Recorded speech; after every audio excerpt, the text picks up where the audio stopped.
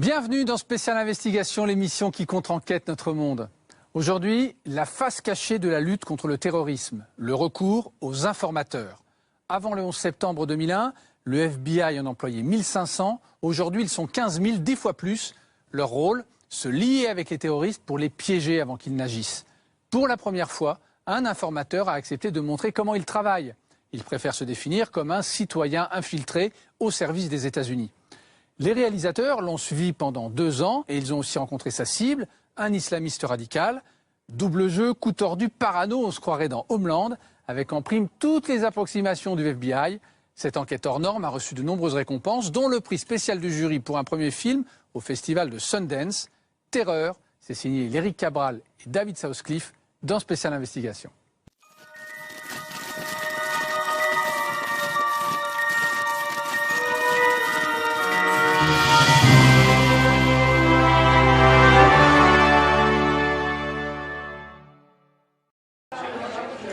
Prêt à sourire?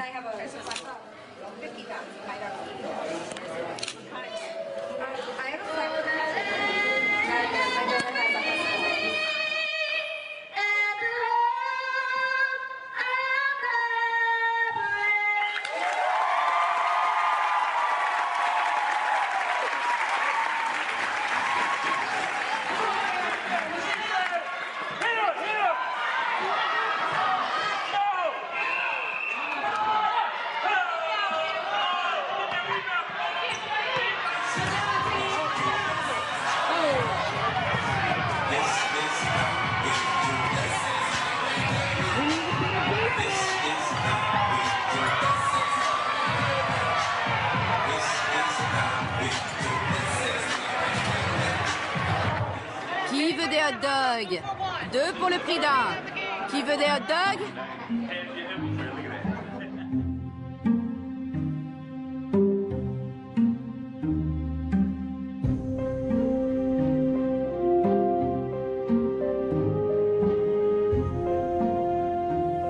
J'aime pas le terme informateur.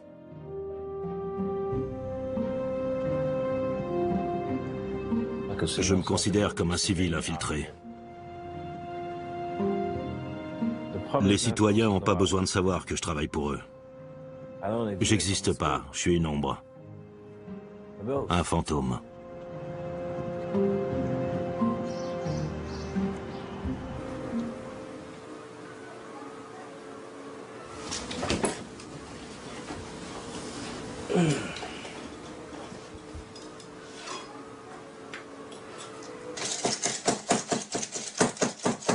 Je fais quoi avec ça?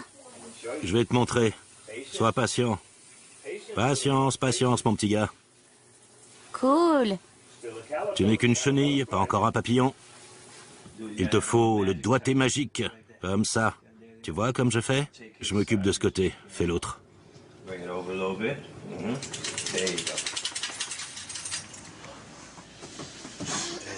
On arrête de lire, d'accord?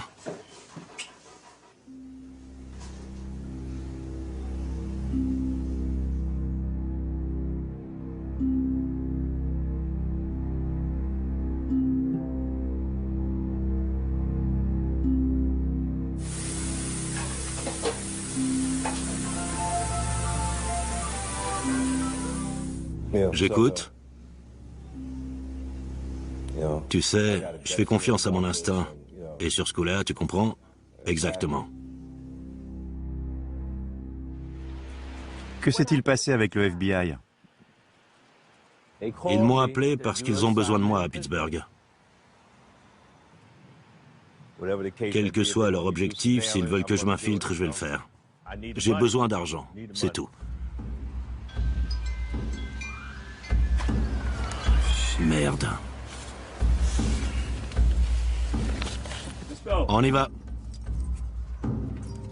Tout ce que je toucherai pour cette opération, mettons que ce soit 200 000 $, je les donnerai entièrement à mon fils.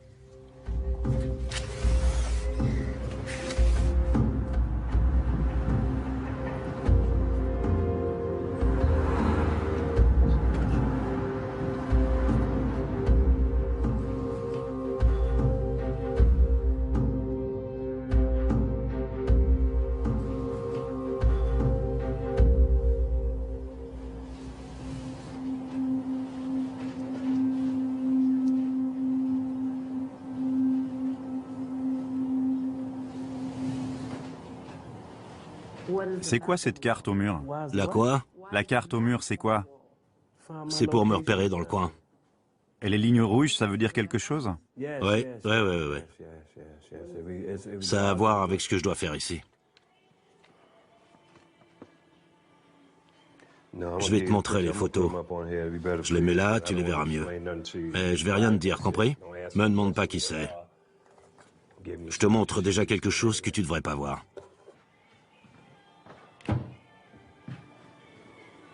Tu ne vas rien nous dire. Non, tous ces gens, c'est des cibles. Ils sont dans des zones surveillées. Dans ces coins-là, il y a plein de musulmans venus du monde entier pour étudier aux États-Unis. C'est comme ça. Il y a des Marocains, des Somaliens, des Iraniens, des Saoudiens. Et ils finissent tous par repartir d'où ils viennent. J'ai aucune sympathie pour eux. S'ils font du tort à l'islam, ils n'ont rien à faire ici.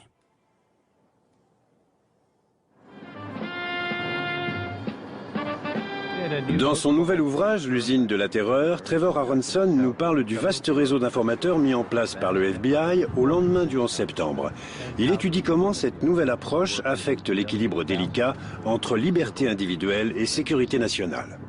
Avant le 11 septembre, le FBI enquêtait sur les crimes une fois commis.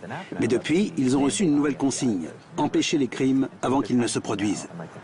C'est dans ce but qu'ils ont décidé de tendre des pièges à leurs cibles. Le FBI employait combien d'informateurs avant le 11 septembre? À l'époque d'Edgar Hoover et de son programme de contre-espionnage, le FBI comptait 1500 informateurs. Aujourd'hui, ils sont 15 000. Le FBI n'a-t-il pas recruté des malfaiteurs et des escrocs? Bien sûr que si. Les meilleurs informateurs sont des sales types. Un juge de la Cour fédérale m'a confié que pour lui, ce sont des sociopathes. Ils nouent des liens très étroits avec leurs cibles avant de les trahir pour de l'argent.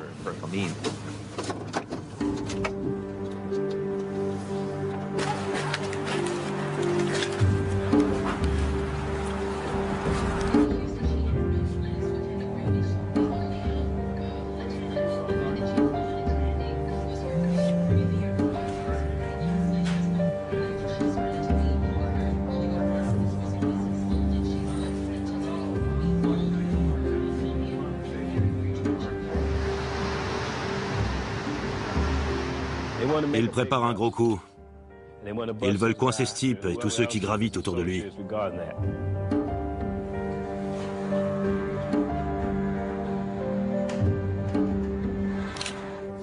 Ils m'ont donné sa photo en me disant « Voici la PDI C'est quoi la PDI? » Personne d'intérêt.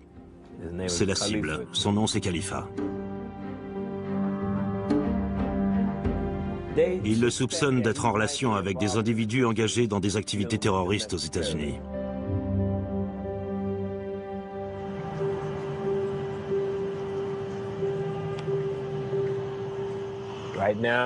J'aimerais que cette mission soit ma dernière.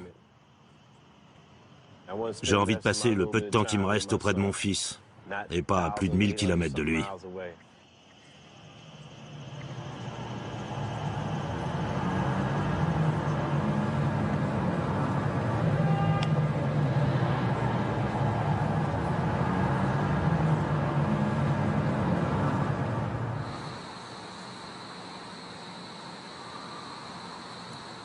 Tu es rentré en contact avec ta cible?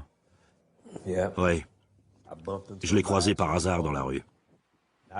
Je marchais tout seul pour me rendre à la boutique Goodwill.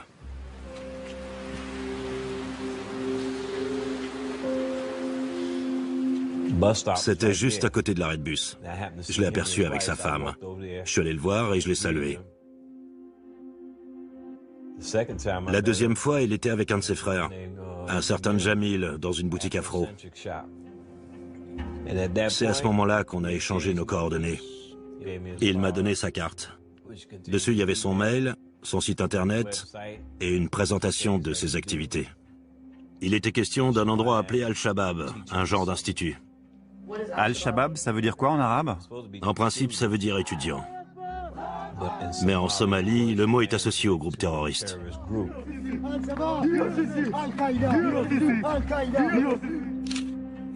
La cible, Khalifa, il n'a pas toujours été musulman. Avant, c'était un voyou. Il passait son temps à provoquer la police. Il se doute que t'es nouveau à Pittsburgh? Il le sait très bien. Et il croit que t'es là pourquoi? Pour travailler à la Croix-Rouge, à la section de recherche. Tu sais ce qui a alerté le FBI à son sujet? Avec le look qu'il a en ce moment, n'importe qui se poserait des questions sur lui. Il se promène habillé comme un taliban. Je m'appelle Khalifa Al-Akili et je suis de Pittsburgh, Pennsylvanie, aux États-Unis d'Amérique, dans l'antre de la bête.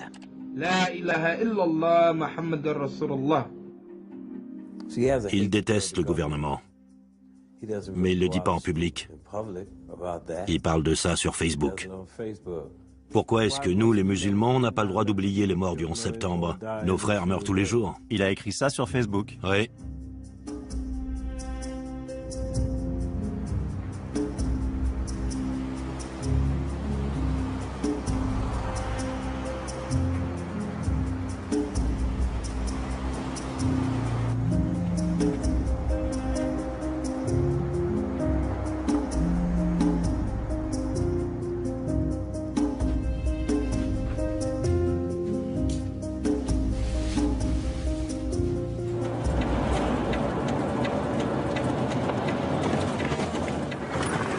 Il vit dans cet immeuble, juste ici. Ta cible vit à 2 pas de chez toi. Oui.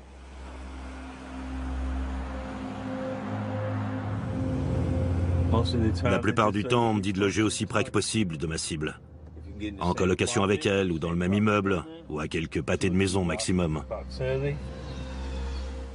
2 fois par semaine, les agents me tiennent informé de ces déplacements à venir. Parce que bien sûr, les cibles sont sur écoute. Les agents d'ici sont un peu dépassés. Ils n'ont pas l'habitude d'être confrontés à ce qu'ils appellent des menaces terroristes venant d'Américains. On n'est pas à New York.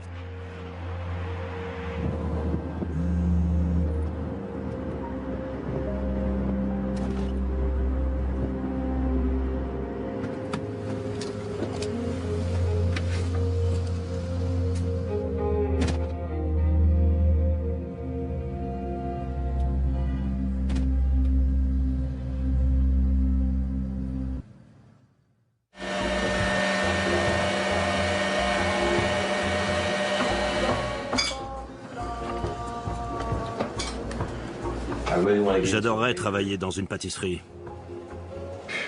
C'est ça que je veux faire. Je voudrais me spécialiser dans les gâteaux personnalisés. Je travaillerais avec un maître pâtissier. Moi, je serais son apprenti. Ah, mes petits gâteaux. Comment ça s'est passé avec les agents du FBI? Ça a été plutôt bref. Ils m'ont demandé de rassembler des informations, d'obtenir des renseignements. Et bien sûr, dans l'intérêt de la sécurité nationale, je devrais communiquer ces renseignements à mes supérieurs.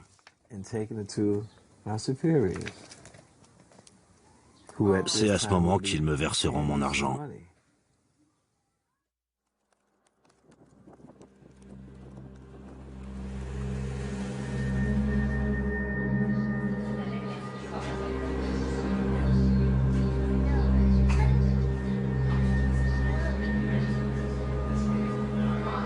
Et quel personnage tu prétends être face à Khalifa?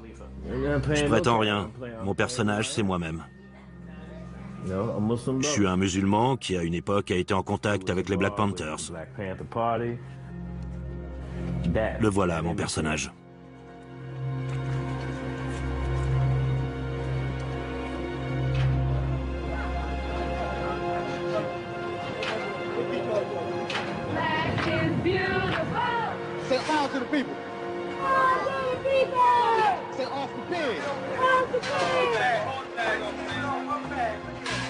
J'ai rejoint les Black Panthers, si je me souviens bien, c'était au printemps. Ouais, en 1967. À l'époque, j'étais un gamin. Je frimais avec mes fringues à la mode. J'étais en quête d'une meute. J'avais envie de faire partie d'un groupe, d'une famille. On aide notre communauté à s'organiser et à s'éduquer politiquement. On lui explique ce qui se passe aux États-Unis et ailleurs. Ce qu'il disait m'intéressait. Si le gouvernement n'était pas capable de donner au peuple noir, eh bien nous on le faisait. Le directeur du FBI, Edgar Hoover, a affirmé que de tous les groupes extrémistes noirs, les Black Panthers constituaient la principale menace envers la nation. Le FBI avait placé les Black Panthers sous surveillance. Ils ont essayé d'infiltrer leurs réunions. Tu étais l'informateur du FBI à l'époque? Non, Comment les Black Panthers traitaient les informateurs? ils les tuaient.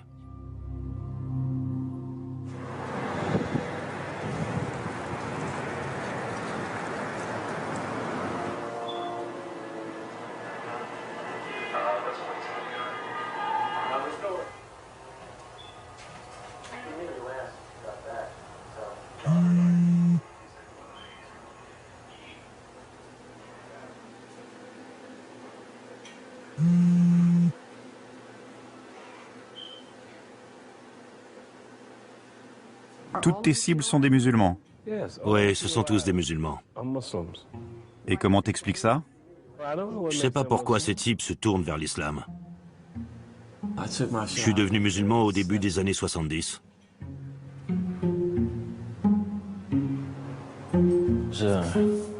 C'est une religion très pragmatique, mais il y a des préceptes auxquels il faut se conformer. On se doit d'aider son prochain et de mener une vie vertueuse et pieuse.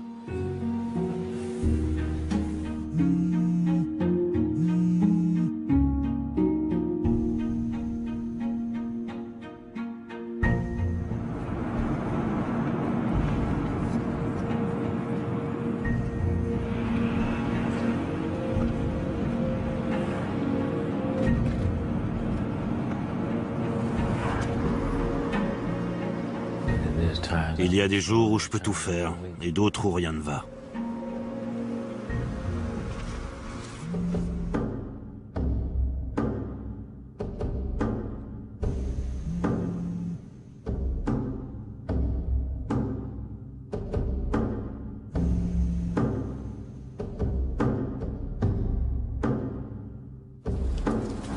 Comment tu t'y prends pour qu'une cible te parle du djihad? Ça se passe pas comme ça. On se contente de parler de l'islam. On n'aborde pas le sujet la première fois, ni même la première semaine. Ça peut prendre 2 ou 3 semaines. On jauge la cible, on se demande si elle a une dent contre le système. On cherche pourquoi et comment cette personne est devenue musulmane.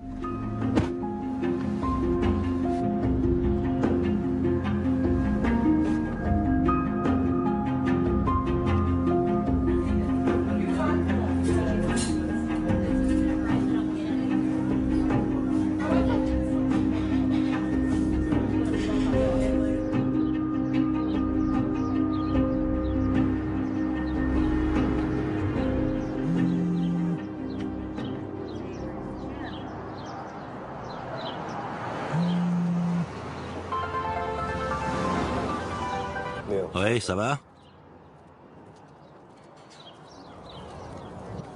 On ne peut pas espérer débarquer de nulle part et obtenir des résultats en l'espace de 4 ou 6 mois. Je suis pas un régulier dans cette mosquée et j'ai pas encore rencontré l'imam. Le plus souvent, c'est en prenant contact avec l'imam qu'on arrive à faire son trou, mais j'en suis pas là. Je dois attendre que Khalifa se confie à moi avant de pouvoir tenter un rapprochement.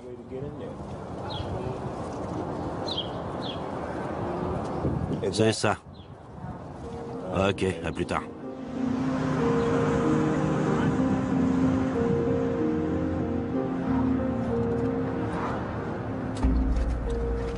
Tu m'as dit que la cible vendait des livres. Quel genre de livres?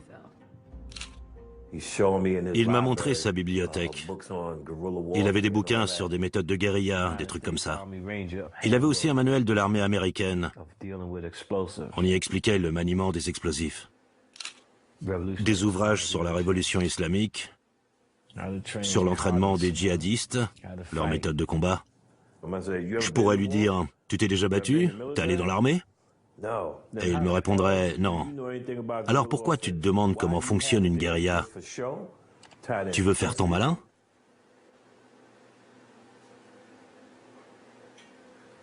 Qui a créé ton profil Facebook? Le FBI. Moi, c'est pas mon truc, c'est eux qui m'ont poussé à le faire. Et maintenant, je fais quoi? Ah, ils auraient dû te former? Me former? Mais ces gars-là, ils y connaissent rien. Tout ce qu'ils veulent, c'est faire des arrestations. J'ai envoyé plusieurs invitations à ma cible. Il m'a encore jamais répondu. Comment on quitte ce machin?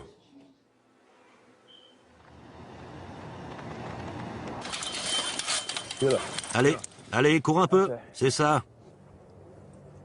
Profite de la neige.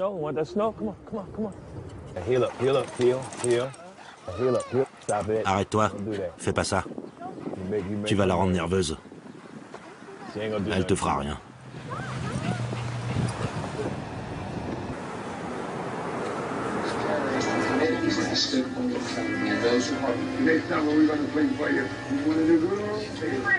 Previously on Homeland. She wants out. She asked for $5 million and a flight to Detroit. This is not some setup. It's real. An informant married for years to a Hezbollah commander turns up out of the blue, promising. Forgive me. I thought we'd better meet her sooner rather than later. Well, we were supposed to meet her together, so you could talk to her and I could assess her reliability.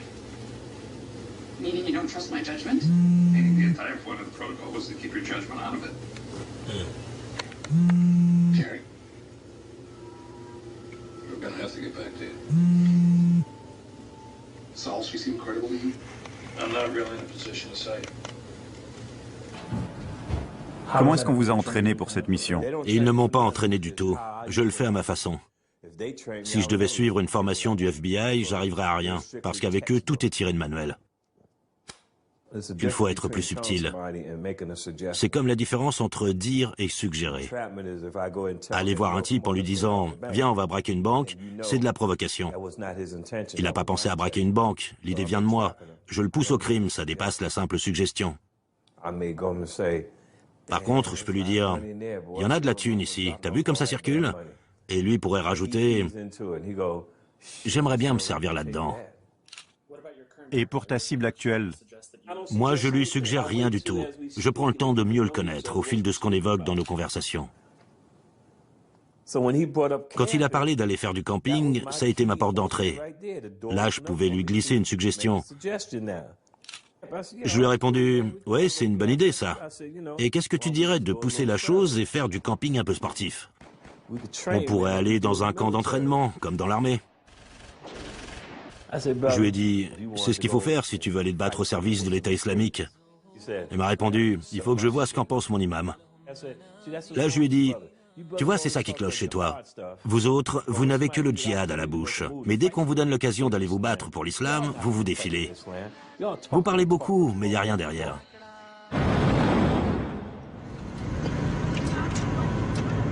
C'est pas vraiment un bon musulman.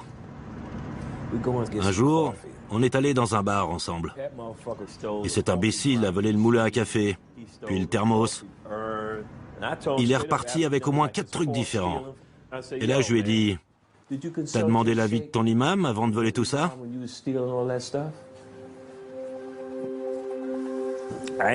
J'ai pas besoin de porter le kéfier ni quoi que ce soit d'autre pour montrer que je suis musulman. C'est quelque chose qui va de soi avant même la naissance.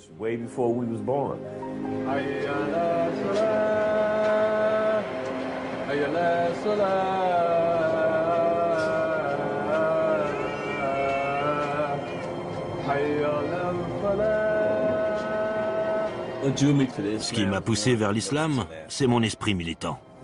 Pas un militantisme djihadiste, plutôt l'envie de ne pas me laisser faire.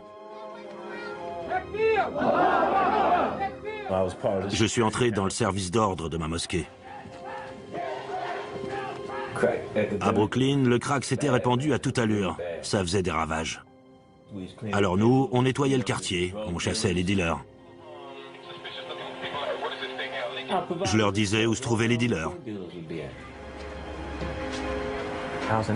Je jouais un rôle positif dans le quartier. J'adorais ça. C'était génial.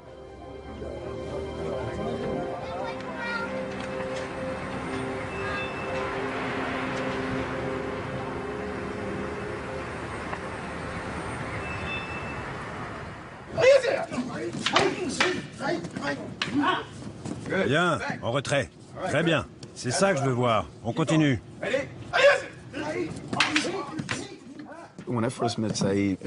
J'ai rencontré Saïd à l'époque où la drogue a commencé à envahir le quartier. Il nous a fait une très bonne impression. Il s'impliquait énormément. Il savait beaucoup de choses dans certains domaines.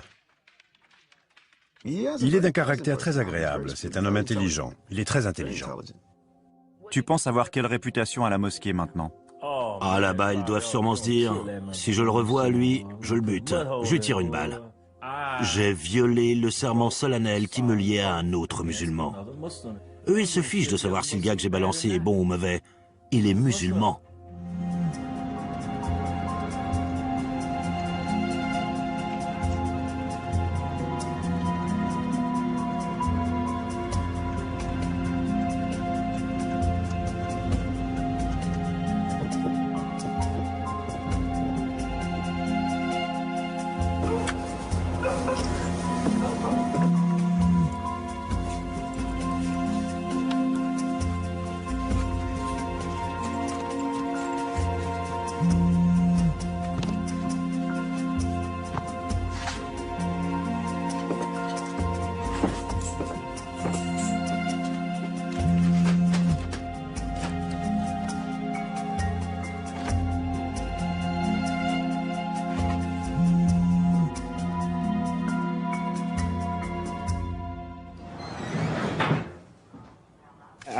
J'ai claqué tout mon argent de la semaine, ça craint. 11 $. C'est tout ce qui me reste.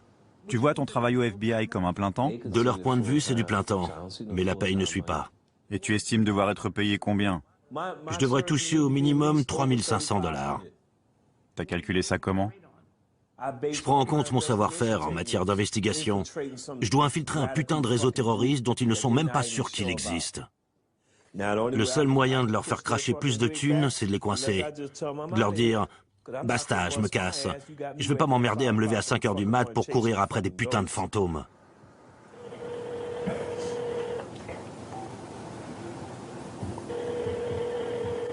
Allez, décroche.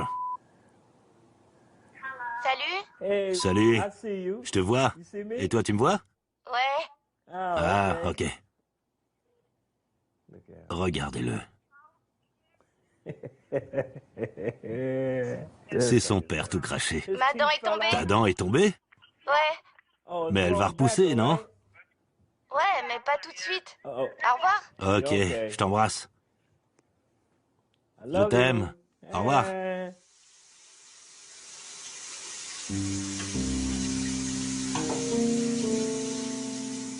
Quand on mène ce genre d'existence, on passe à côté de plein de choses. La vie de famille, la vie sociale.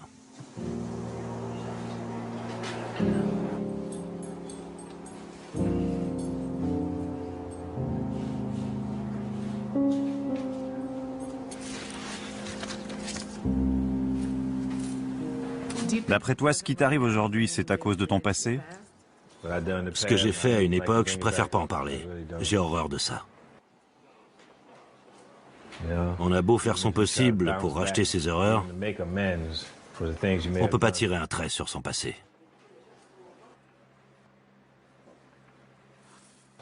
On doit faire avec.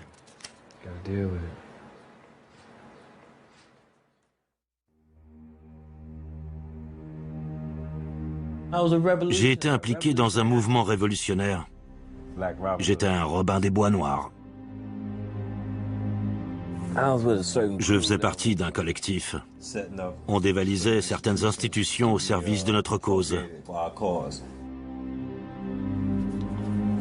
Les services postaux, les banques, le métro new-yorkais. Tout ce qu'on faisait, c'était redistribuer de l'argent au peuple.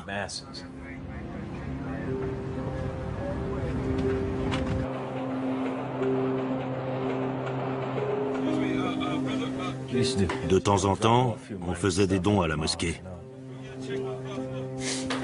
Bien sûr, on ne précisait pas d'où venait l'argent. Je traînais souvent avec des flics de la brigade ferroviaire, avec des agents de sécurité, des types comme ça. Je faisais ça pour qu'ils pensent que j'étais l'un des leurs. Et puis, les choses ont mal tourné. Je me suis fait pincer et on m'a arrêté. On m'a inculpé de vol aggravé, d'usurpation d'identité d'agent de police et de possession d'armes.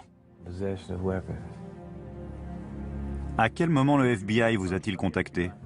Au moment de mon arrestation, ils m'ont dit, voilà ce qu'on va faire. On vous laisse notre carte. Contactez-nous si vous avez besoin de quelque chose, on pourra s'arranger. Parce qu'en ce moment, vous risquez 20 ans de prison. J'ai pensé, merde, 20 ans de tôle. Et puis je me suis dit, fais chier. J'ai pris leur carte, je les ai appelés, je leur ai dit, alors les mecs, de quoi on parle?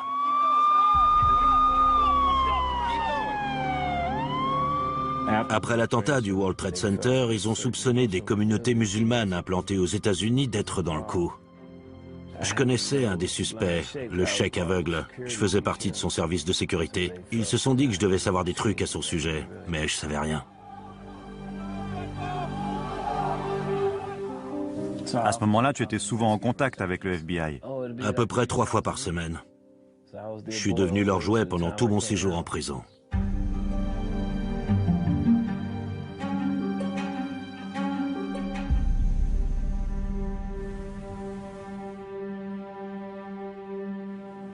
Après le 11 septembre, un type m'a contacté. Il voulait venir me parler. J'ai dit OK.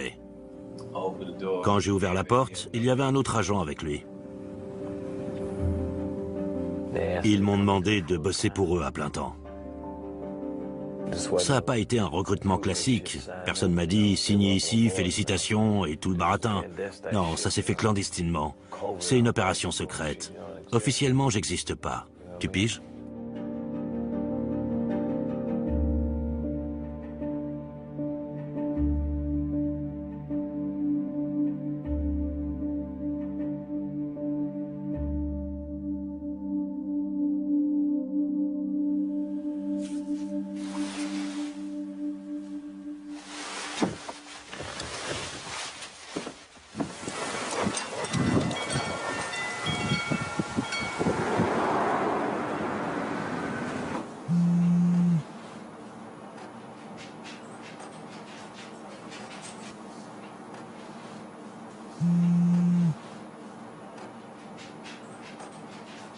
Je vais vous dire ce que j'en pense. Vous êtes persuadé qu'il chapeaute la filière terroriste du coin, que c'est un big boss, un intouchable. Mais c'est faux. C'est juste un pauvre type. Il fera jamais rien. Aucune de mes précédentes cibles ne faisait de vol minable à la tire. Surtout que chez les musulmans, c'est pas acceptable. C'est juste un minable. D'accord, ça marche. Bye. Je la sens pas, cette histoire. C'est la première fois que ça m'arrive depuis toutes ces années que je fais ce putain de job.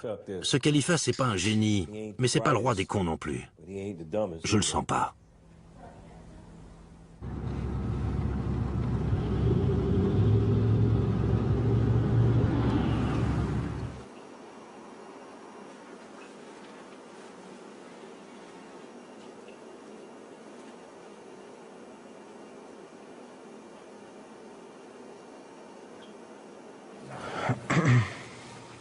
Ok, vous êtes prêts? Oui. Je m'appelle Khalifa Al-Akili. Je suis de Pittsburgh. En 1991, j'ai embrassé l'islam, j'ai dit la shahada.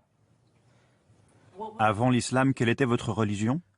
Eh bien, nous sommes tous musulmans de naissance, mais j'ai été élevé dans la foi protestante. L'islam nous enseigne comment améliorer notre moi intérieur. Pour le prophète Mahomet, c'est le plus noble des djihad, car le mot djihad signifie en réalité effort. Et pour tout croyant, homme ou femme, le plus honorable djihad qu'on puisse accomplir consiste à combattre nos désirs les plus vils. Plus nous agissons en accord avec la foi musulmane, plus nous nous rapprochons de notre Créateur.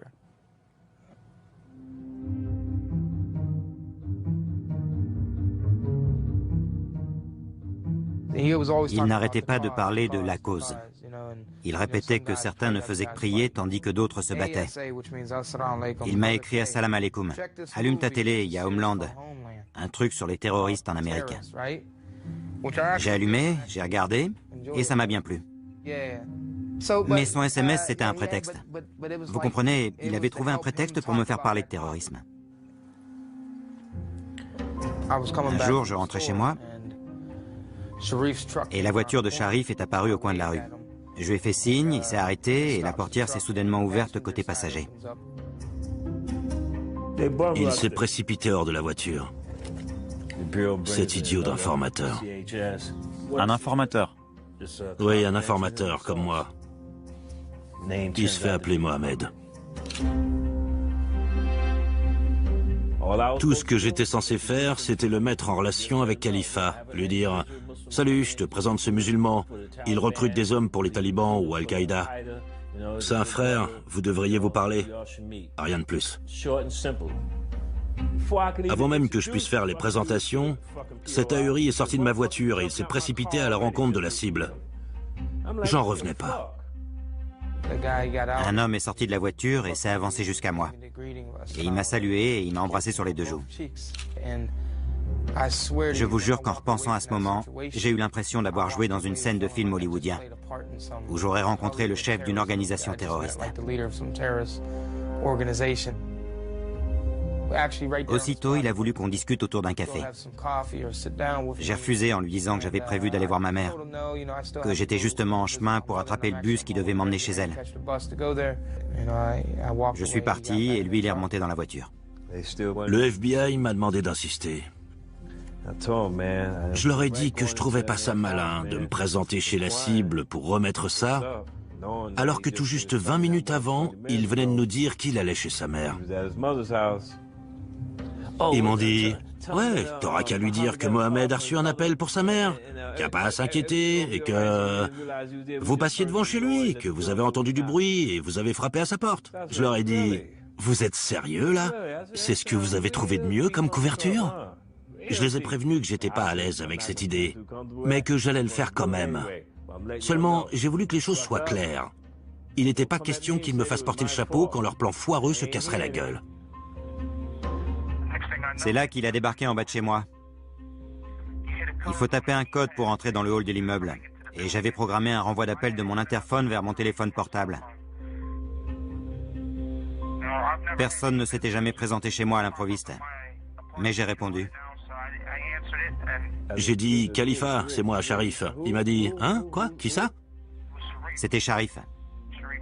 Il m'a dit « Je suis venu avec Mohamed, on a pensé qu'on pourrait venir te voir. On aimerait bien passer un moment avec toi. » Je leur ai répondu que j'étais pas chez moi, même si c'était pas vrai. C'était vraiment évident que je tenais pas à les voir. J'ai dû inventer je sais pas combien d'excuses différentes. Le lendemain matin, en arrivant à ce coin de ma rue, je me suis retrouvé face à ce soi-disant Mohamed, qui sortait de nulle part. Il était censé loger dans un hôtel du centre-ville de Pittsburgh. Et pourtant, il se baladait à des kilomètres de là, au petit matin, sans le moindre véhicule. Et comme par hasard, il avait sur lui une carte qu'il devait remettre à ma mère. J'ai accepté à contre-cœur de l'accompagner au McDonald's.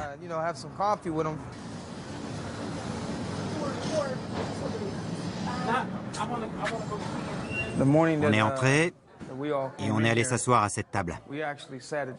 C'est à ce moment qu'il a commencé à parler de gens qu'il connaissait et qui étaient impliqués dans le djihad, la lutte armée, ce genre de trucs. C'est sur cette banquette qu'on s'est assis pour prendre un café. On a échangé nos numéros, il m'a raccompagné en voiture. Après ça, j'ai plus entendu parler de lui.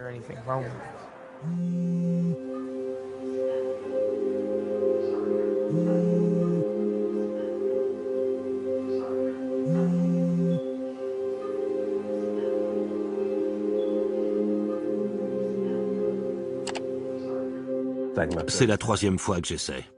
Regarde, il m'a bloqué. Il veut plus correspondre avec moi. Ces trous du cul ont tout fait foirer. Tu vas voir. Je vais les appeler pour leur dire ce que j'en pense. Salut Jay. Je comprends pas ce qui se passe. Il m'a bloqué, pourtant il sait très bien que c'est moi. Ouais, d'accord. Ok, à plus tard. Ils se sont vraiment bien plantés. Et je veux même pas en discuter avec eux. Qu'ils se prennent la tête tout seuls.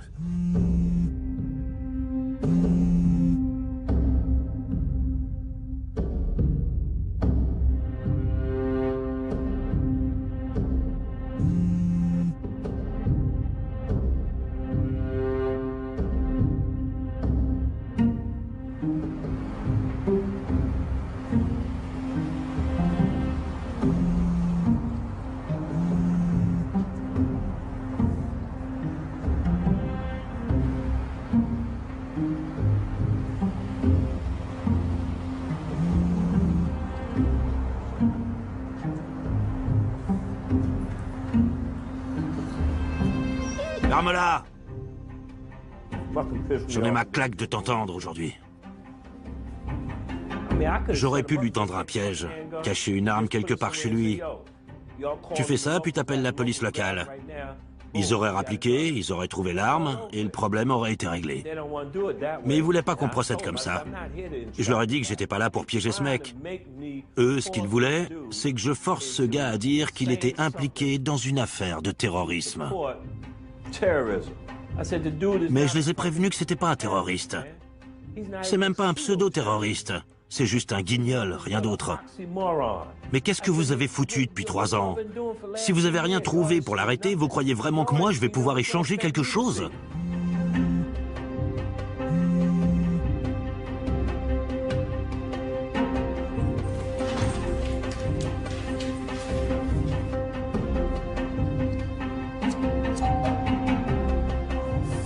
Merde. Qui ça peut bien être? J'attends personne.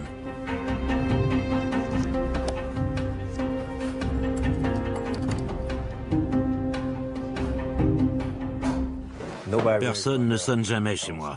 J'attends jamais de visite. Je connais pas grand monde ici. Alors quand j'entends la sonnette, je suis sur mes gardes. Croyez-le ou non, mais si je vous considérais comme une menace, je me débarrasserais de vous et de manière très douloureuse.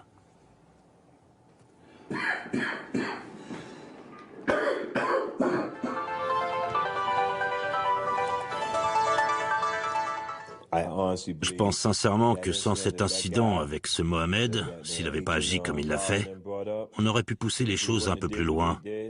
Croyez-moi. Ouais. La cible a senti que quelque chose ne tournait pas rond. J'aurais pas dû insister autant, je vais finir par griller ma couverture. Et je veux pas me retrouver dans cette situation. Je vais devoir me faire oublier pendant un certain temps.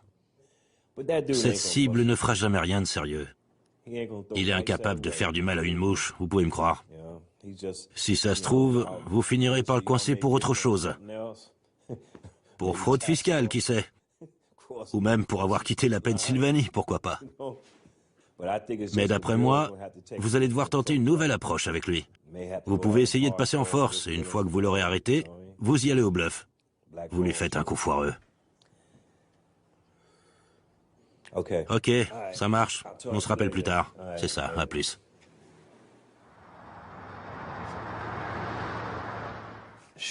Une fois, Sharif m'a fait attendre dans sa voiture. Pendant qu'il était parti, j'ai vu une lettre qui traînait sur le tableau de bord. Ça venait des services sociaux. Je l'ai prise en photo parce que je me doutais qu'il était du FBI. Je voulais savoir qui il était réellement. Son vrai nom, c'est Saïd Torres. Bien, Shiva, allez. À un moment, il arrêtait pas de m'envoyer des mails, Allez, de m'appeler. Shiva, au pied. Il m'invitait à aller prendre des cafés avec lui. Mais brusquement, il s'est calmé, après m'avoir présenté ce soi-disant Mohamed. J'ai tapé son numéro de téléphone dans Google. Mohamed était un informateur du FBI. Il s'appelait en réalité Shahed Hussein. Il fallait que je dénonce ces deux types. Shiva, reste pas là, s'il te plaît. J'ai écrit un mail très direct avec pour titre « Informateur du FBI ». Je l'ai envoyé sur un site qui compte des centaines d'abonnés. J'ai fait savoir que j'étais prêt à répondre à toutes les questions qu'on voudrait me poser. Depuis, Sharif a disparu. Il s'est volatilisé comme par enchantement.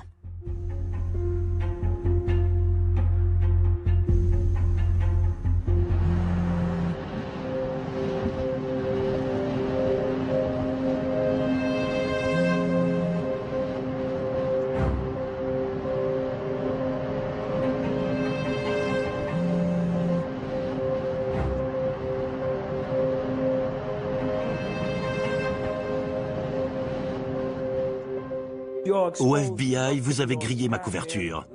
J'ai pris des putains de risques pour vous, et vous m'avez laissé tomber. Quand j'ai commencé à collaborer avec vous, l'idée c'était que si quelque chose n'était pas à mon goût, je ne serais pas obligé de le faire. Mais tu m'as forcé la main, Jay. Tu m'as grillé une première fois quand j'étais à New York. J'ai perdu tous mes amis. Tous ceux avec qui j'ai grandi se sont détournés de moi à cause de tes conneries. Premier message sauvegardé, reçu le 9 mars à 16h50. Salut, c'est Jay. On voudrait que tu envoies un dernier SMS, un truc dans ce style. Salut, Khalifa.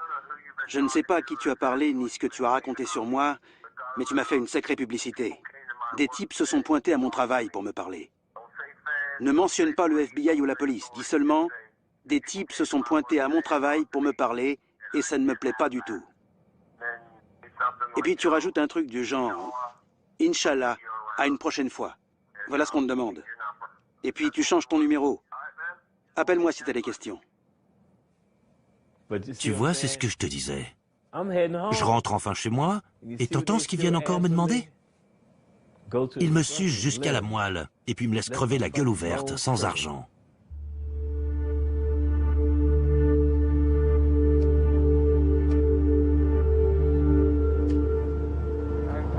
J'ai rendez-vous avec mon avocat. J'espère qu'il saura me conseiller sur ce que je dois faire pour me protéger et pour protéger ma famille. C'est au cas où il m'arriverait quelque chose.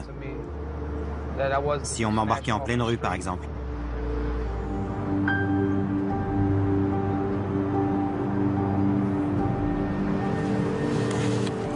J'ai fait de mal à personne. Le prophète Mahomet a dit « Prenez garde aux supplications de celui qui est injustement traité. » C'est injuste. J'ai rien fait de mal. S'il vous plaît, contactez quelqu'un pour aider ma famille.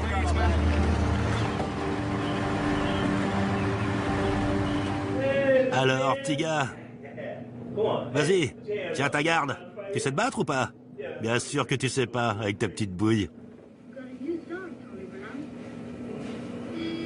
Ça va? Oui.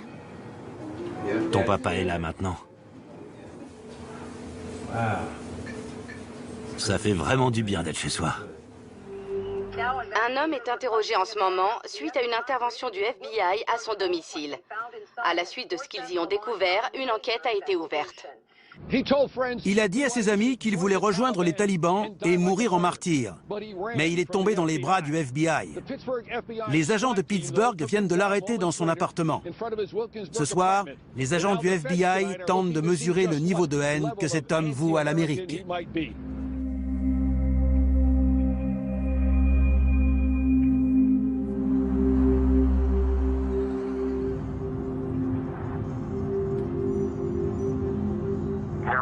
Mon avocate m'a dit qu'en 20 ans de carrière, elle n'a jamais vu quelqu'un se faire arrêter pour possession illégale d'armes à feu, simplement sur la base d'une photo prise sur un stand de tir. Si je vais au procès et que je suis condamné, je risque un minimum de 15 ans de prison. Alors qu'en plaidant coupable, j'écoperai de 10 ans et je serai sorti dans 7 ans environ. Je dois penser à ma famille.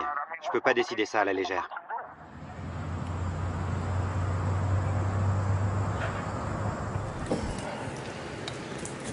J'ai pas de travail.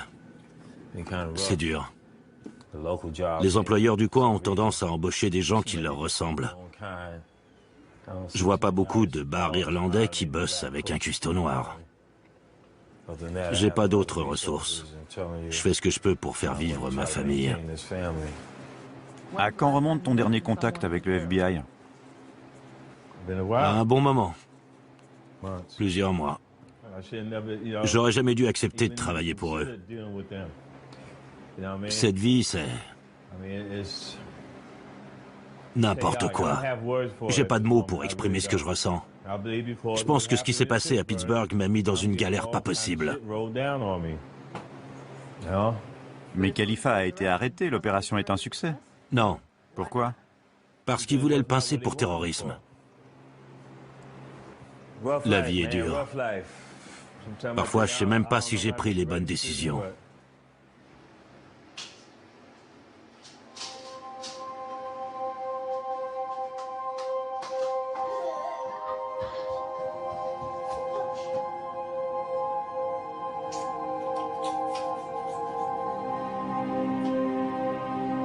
Il faut que je me ressaisisse, mec. Putain, je suis tellement déprimé. Ça a jamais été si dur. Il faut que je me reprenne. Que je sois plus un père pour mon fils. Un vrai père. Qui lui lise des histoires.